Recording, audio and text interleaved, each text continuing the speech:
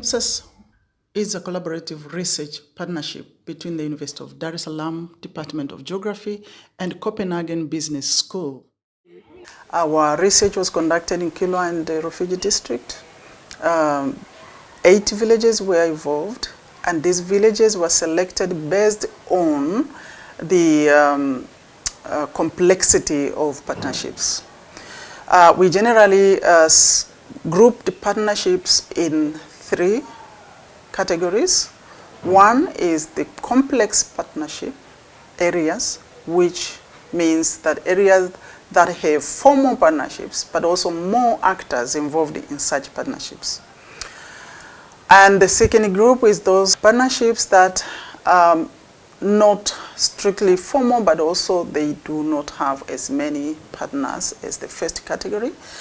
And the last category is that of villages that are not actually in the partnerships. So we have complex partnerships, villages, which are 4.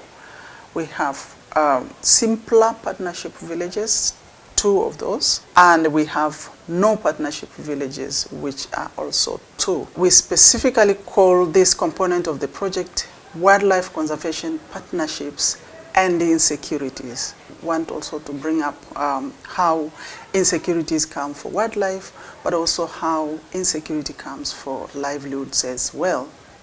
And we currently have over 33 of these wildlife management areas. You can see few of those here in this map, WMAs, which are all over the country.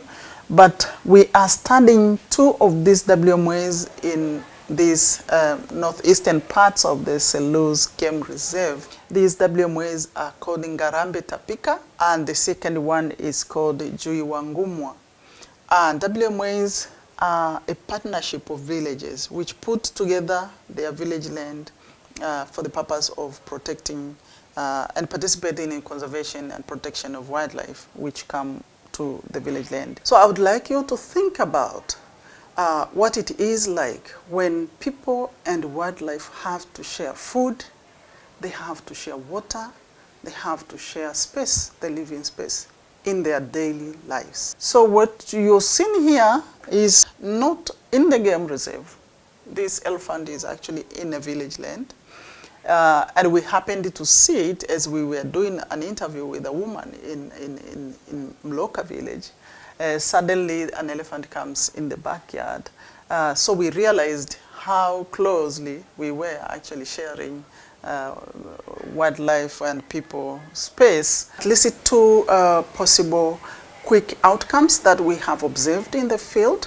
One is ecological impact, and another one relates to livelihoods. On ecological impacts, it's obvious that there is more wildlife in village lands than before. And this is caused by the fact that some areas that were not supporting wildlife in the past, they are now supporting wildlife because forests have regenerated and grasses and is secure for wildlife. So we see more elephants in the villages, even if this does not mean actually that the total number of elephants has increased.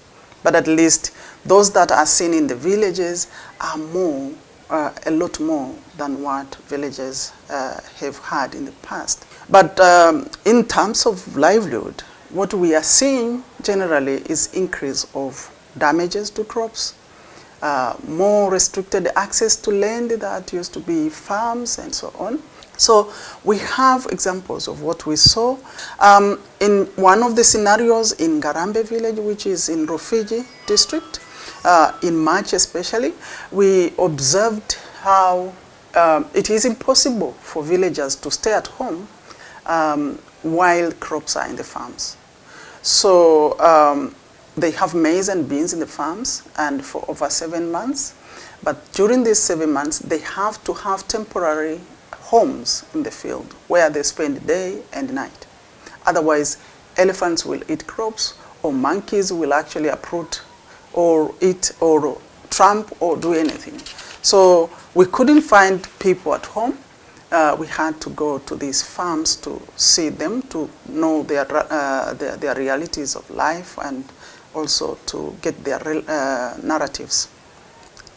This Wildlife Conservation Partnerships project examined the context, the process, and also configurations of partnerships that have given shape to these partnerships that we are investigating. And we observe that partners are of different categories. They are government institutions, they are international conservation NGOs, they are private investors in wildlife-related businesses, but also local communities, which are important partners because, of course, of the land that is needed for wildlife. So in this component of the project, we are more than one institution. We have the University of Sheffield cooperating with us, and we particularly have Professor Dan Brockington. But we also have 2 PhD students with us. One is called Ruth John, whose PhD research is on tourism in hunting and photographic areas of our study villages. What we are saying is, 1, conservation is an irrelevance for most people in the villages that we have studied. Wildlife conservation is costly to these people. And secondly, no much useful livelihood change has been brought by partnerships. People are resentful and angry about the unfulfilled promises. And expansion of state control over village land has continued, and this is evident in the new law on wildlife corridors and buffer zones. Watoto si waamini hifadhi ya mazingira, wao hawatothamini. Mimi ninavyofahamu misitu naithamini. Karibu mgeni wangu na hapa kwangu nyumbani.